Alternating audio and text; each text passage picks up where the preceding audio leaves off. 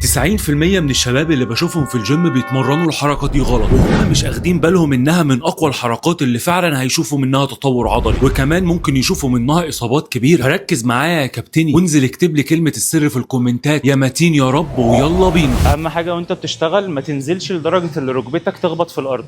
انت شايل وزن زائد وزن جسمك ممكن يسبب لك مشكله في المفصل بتاع الركبه. خد الخطوه بحيث ان انت قبل ما ركبتك تلمس الارض تكون طالع تاني، وهكذا. وخلي الخطوه بتاعتك بحيث ان ركبتك دي تبقى 90، ولا هي لقدام قوي ولا هي لورا قوي.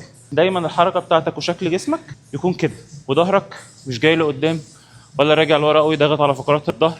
لا، خلي ظهرك مستقيم وامسك وزنك، افرد الناحيه الثانيه. يلا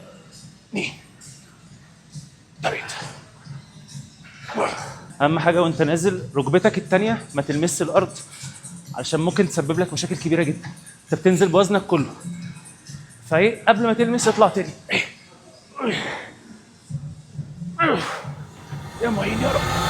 كده يا كابتني انت عرفت ازاي تتمرن التمرينه 100% صح. ما تنساش ان سلسله الفيديوهات دي معموله مخصوص عشان الناس اللي مش عندهم مدرب وفي نفس الوقت نفسهم يتمرنوا تمرين صحيح. اتاكد انك تكون عامل متابعه وشير لصاحبك علشان كلنا نستفيد، والنهارده احسن يوم تقدر تبدا فيه.